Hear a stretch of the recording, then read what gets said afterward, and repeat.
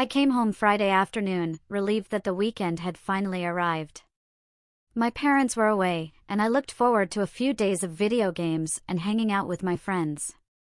My sister, Pam, was supposed to watch me, but that didn't matter much since my parents usually gave me a lot of freedom being the youngest.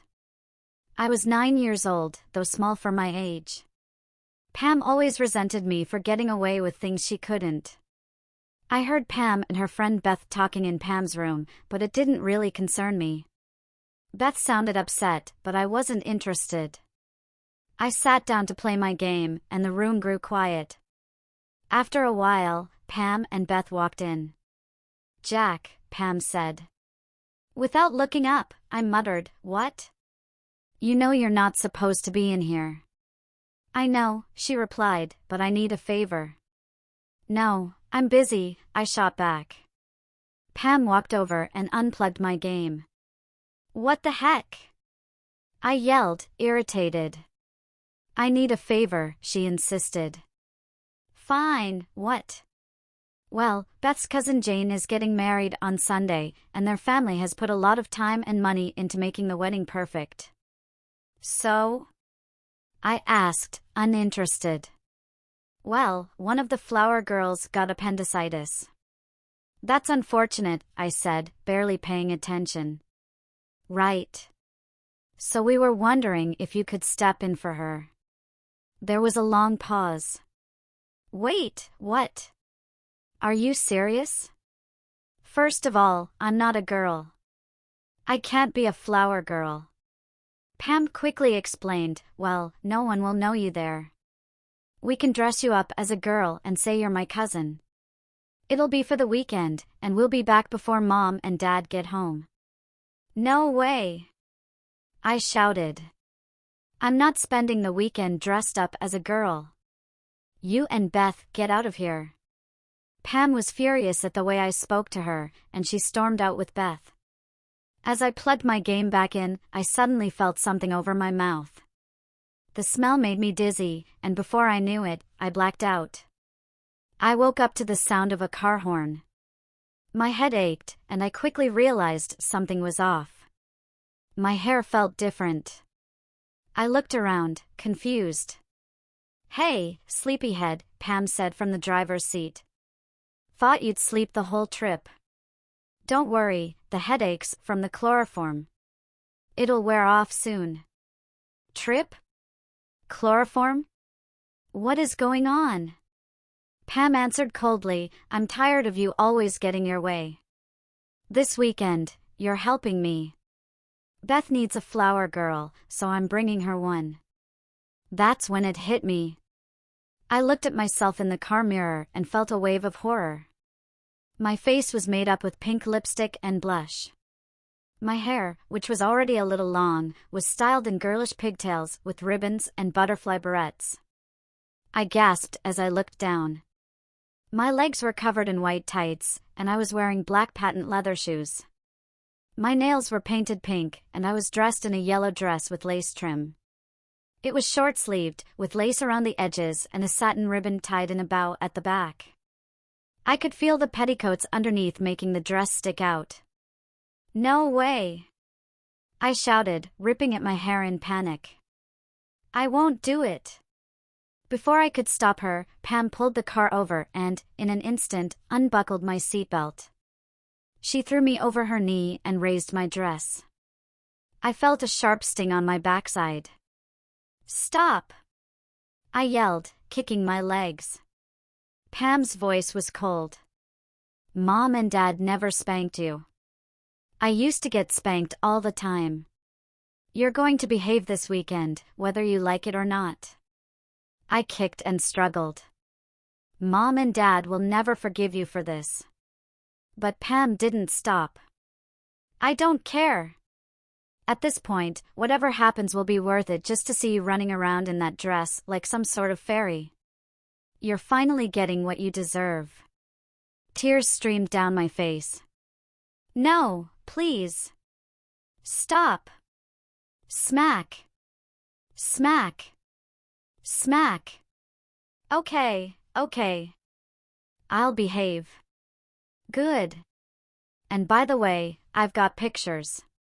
We're about 100 miles away from home, so I could just put you on a bus and send you home dressed like that.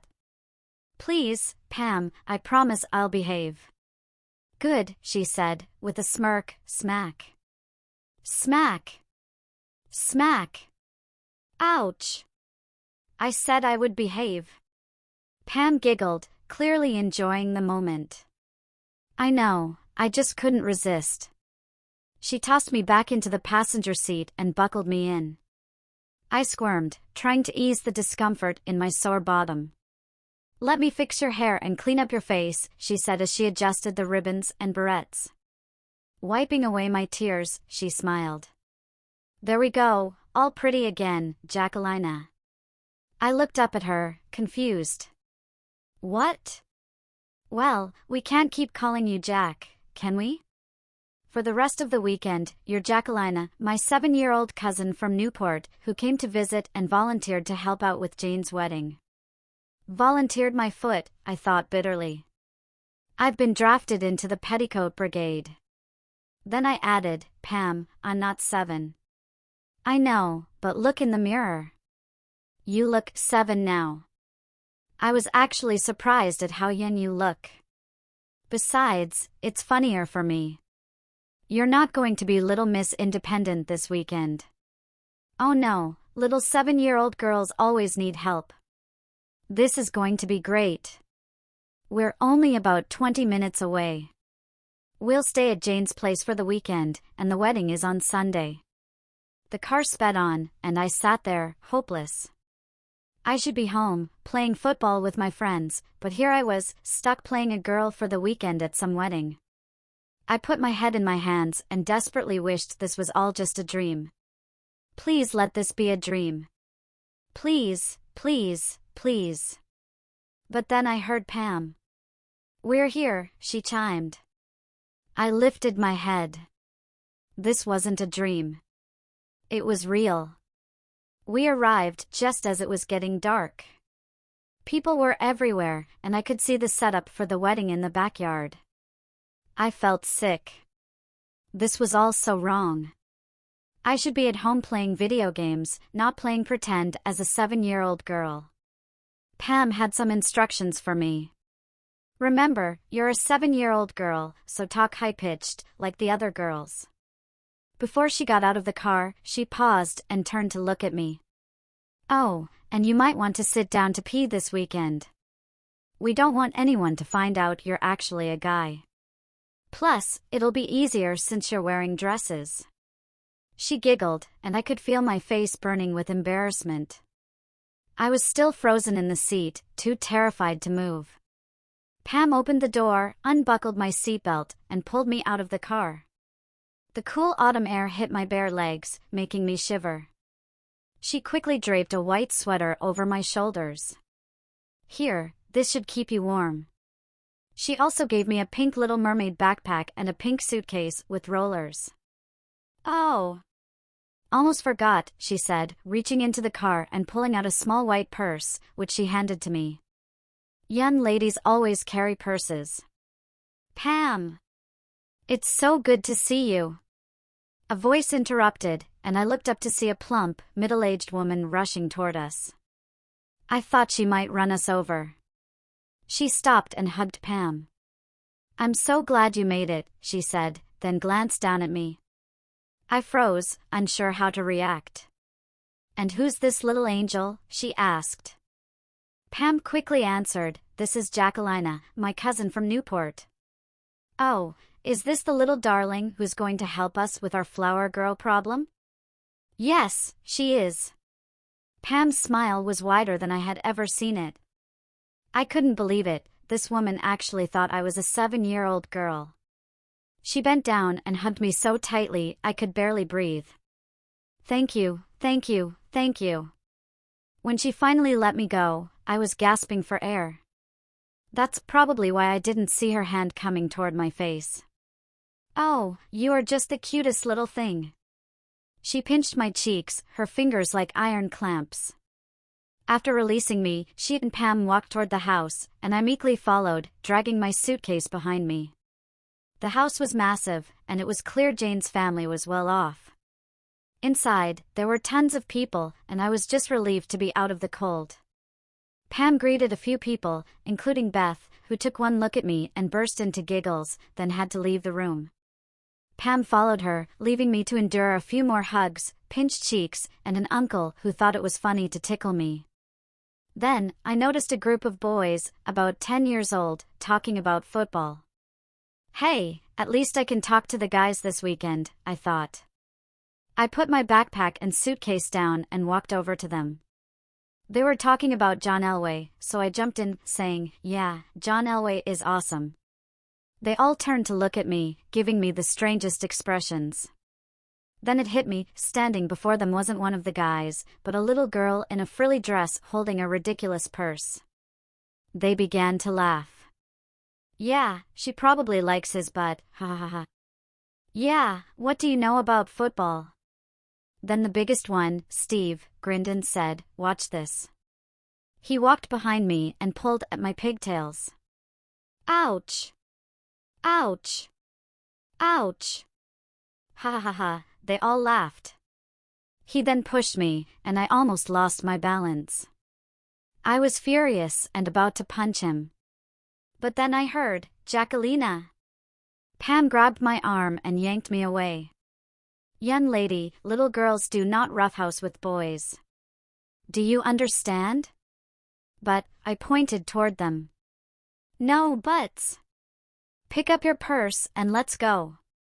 I couldn't believe they were getting away with it. Defeated, I bent over to grab my purse. Not used to wearing a dress, I bent at the waist like I always do, causing the dress to ride up my backside. Suddenly, I heard the boys laughing in unison. "I see London, I see France, I see Jacquelina's pantied ass." Ha ha ha ha ha. I quickly stood up, covering myself. I looked up at Pam, but she just rolled her eyes and took my hand, dragging me away. I looked back at the boys, still laughing, calling out, "Bye, Jacquelina. Go play with your dolls." That's when it hit me. "Pam, you put me in girl underwear?" "Of course I did," she replied. "Boxers would look pretty silly, don't you think?" We gathered our things and headed upstairs. I was still fuming about the boys, especially Steve. Was I really that mean to girls? Pam snapped me back to reality when she said, "You know, this will go a lot easier if you try acting like a girl." "I'm not a girl," I retorted. She stopped and bent down to my level. "Keep your voice down. Or would you like me to tell those boys the truth?" I crossed my arms and sulked. "No. That's right. Imagine what they'd do if they found out. So, for the next 72 hours, you're going to play the part of a 7-year-old girl. Now, let's find our rooms." I stomped up the stairs, and Pam grabbed my arm, giving me 3 sharp slaps on my backside. Smack! Smack! Smack! "Stop it right now." We walked down the hall to a white door. Pam knocked and opened it. "Hi girls," she called out as we walked into a room full of laughter. 2 girls, about 10 or 11 years old, were sitting there. One wore pink pajama bottoms and a white t-shirt, while the other wore a long powder blue nightgown. Both had long blonde hair. The room was clearly a girl's room, pink rug, pink walls, white trim, lacy bed linens, stuffed animals everywhere, and its own bathroom. I looked to the left and saw a full-length mirror. For the first time, I saw myself fully dressed as a girl. My hands went to my face, my hair, and down my dress. Pam was right, I did look younger than I was. I couldn't believe it. I was so caught up in my girly appearance that I didn't hear Pam calling my name. "Jacquelina! Jacquelina! Stop admiring yourself in the mirror and say hi to Missy and Casey. You 3 are going to be roomies this weekend." "What? I thought I'd be staying with you," I asked, alarmed. Pam read the urgency in my eyes. "Oh honey, I know, but I'll be too busy with the wedding to watch you." So Missy and Casey were kind enough to look after you. Isn't that sweet of them? Missy smiled. Yes. Jacquelina, what a pretty name. Casey joined in. We're going to have so much fun, just us girls. Oh, what a pretty dress. Here, you can put your things here. She gestured to the dresser. Pam bent down, hugged me, and whispered, "Okay, you're on your own now. Good luck." Pam, no, they'll find out. Only if you give yourself away. So you'd better play the part. She stood up, smiling. Sweetie, you behave and mind Missy and Casey. And with that, she was gone. Missy said, "Come on, Jacquelina, let's get you unpacked." She started pulling clothes from the suitcase, skirts, blouses, panties, and girl shoes I'd never seen before. "Oh, here," Missy said, "why don't you go ahead and get ready for bed?" She pulled out a pink, frilly nightie and a pair of pink bunny slippers. "You can change in the bathroom." I took the clothes and headed to the bathroom, hoping to have a moment to collect myself. But then I realized I couldn't reach the buttons on the back of my dress. I went back into the room. "Excuse me, Casey, could you help me with this?" "Oh, sure, honey," Casey replied. She unbuttoned the dress halfway, and it slipped to the floor. I quickly covered myself up. The girls laughed, and I rushed back into the bathroom. I took off the dress, the shoes, and the crinoline petticoat, feeling the humiliation wash over me. As I took off the tights, I noticed something. My toenails were painted pink, and the panties I was wearing were covered in little hearts. I picked up the nightie, closed my eyes, and put it on. When I looked in the mirror, I felt sick. The nightie reached just past my knees, with a high waist and a pink rose in the center of the chest. That's when I realized I had to pee. There was no lock on the door, and I didn't want to risk someone walking in, so, following Pam's instructions, I sat down to pee. It felt so strange.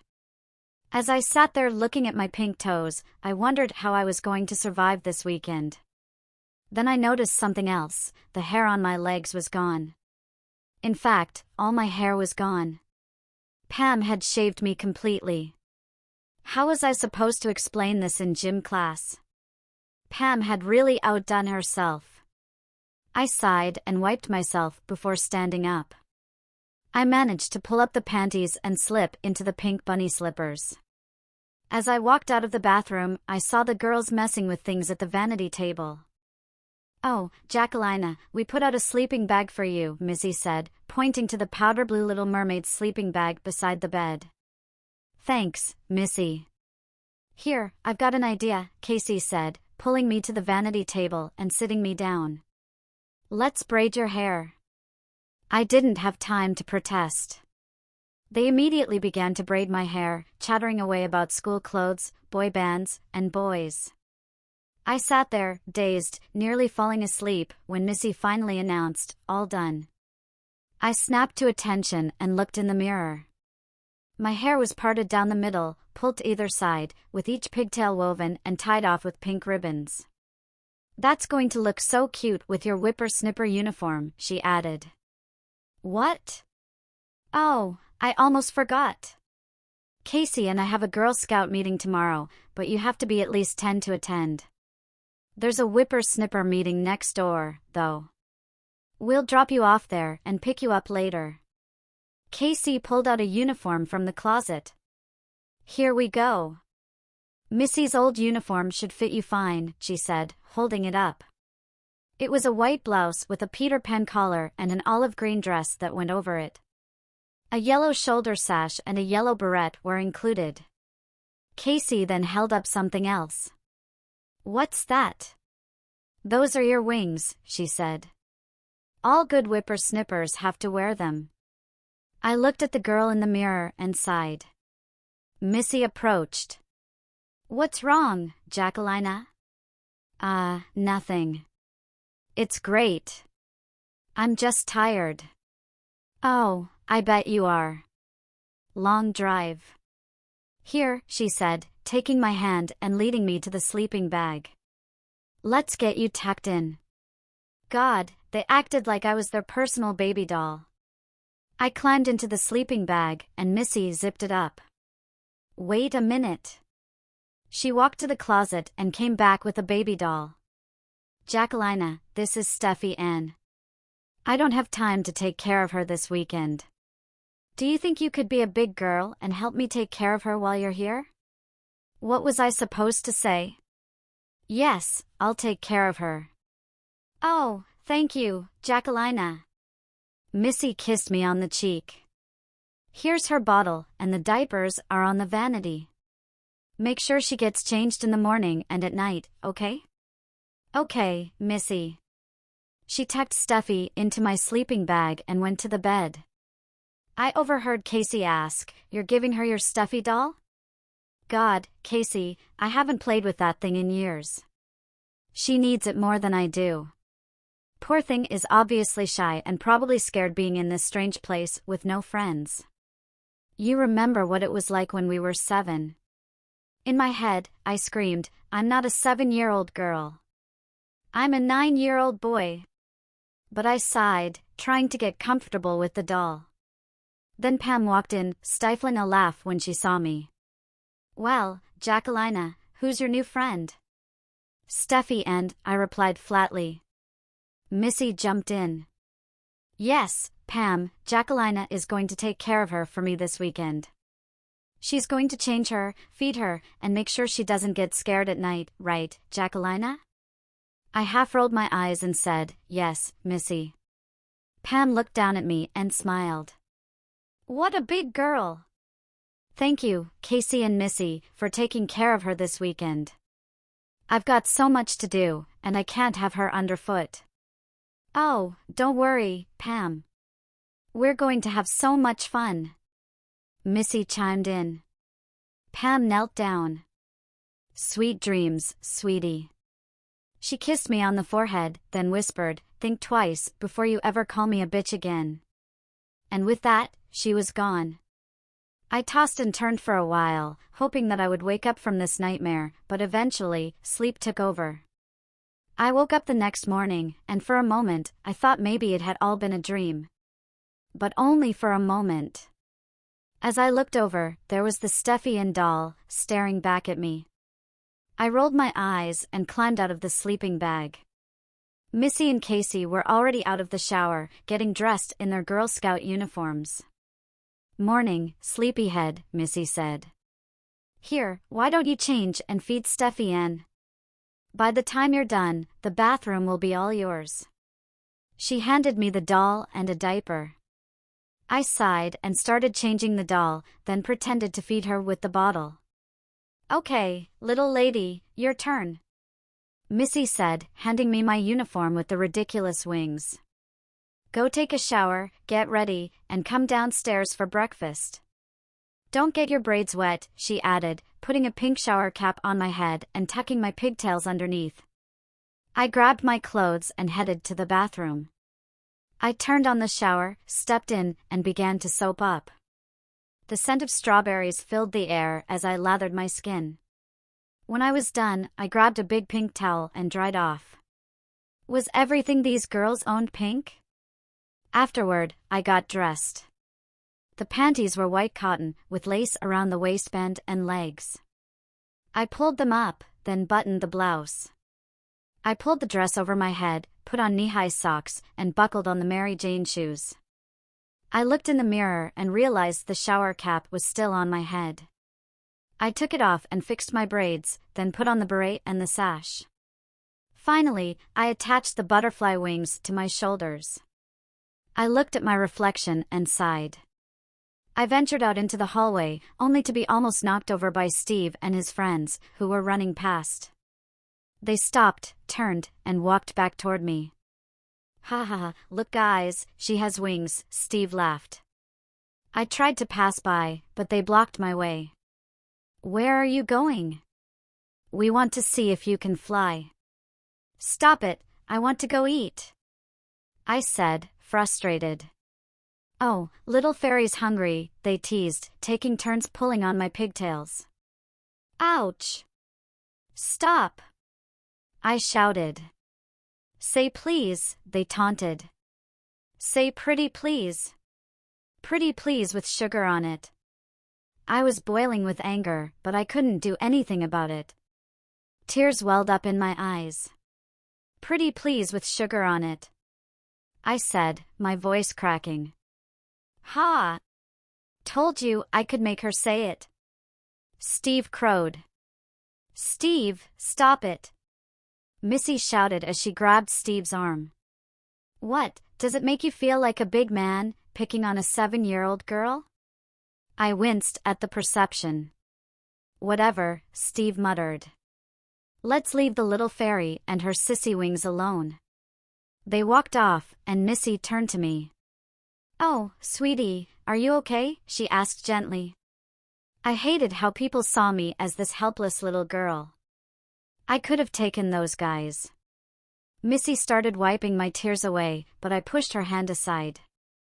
I'm fine. Let's get some breakfast, I muttered, though I wasn't hungry anymore. I pushed past her, walked downstairs, and sat on the couch with my arms crossed. I couldn't believe I had just been rescued by a girl. A little while later, Pam came in. I gave her a dirty look. I know, Jacqueline, she said, I heard what Steve did. She gave me a frustrated look and walked over to me.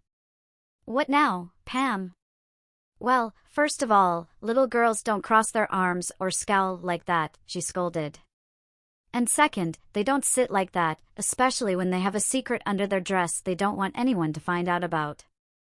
She walked up, closed my legs, and put my hands on my knees.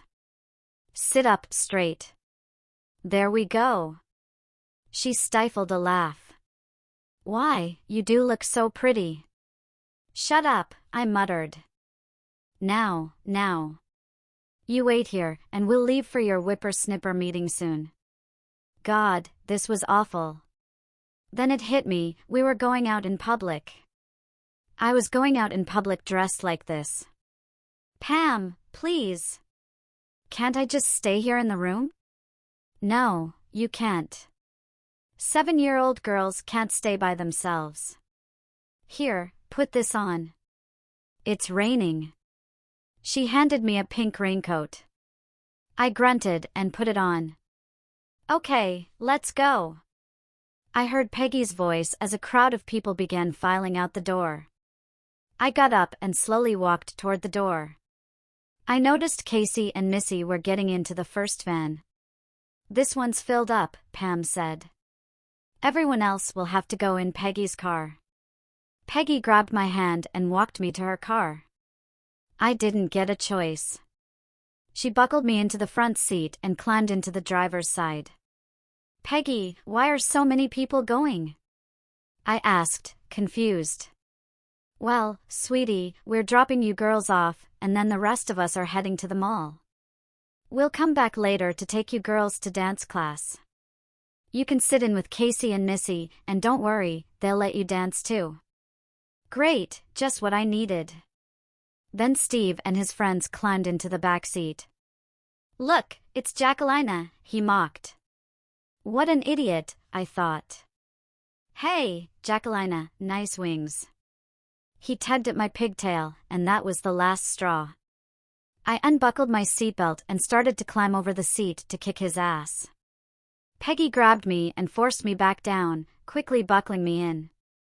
She wiped her finger in my face and scolded, "We do not climb around in the car, young lady. If you do that again, I'll have to bring Pam back here, got it?" She wasn't my mom, so I didn't respond. I turned away, trying to ignore her. Peggy grabbed my chin and forced me to look at her. I said, "Do you understand, young lady?" "Yes, I understand," I muttered. "And you, Steve," she continued, turning her attention to him. "You pull her pigtails again, and I'll tan your hide for you." "Yes, Peggy." "Sorry." I caught his gaze in the mirror. In a flash, I stuck my tongue out at him. God, it was so girly, but it felt strangely satisfying. It was all I could do, and somehow, it felt right. And with that, we drove off.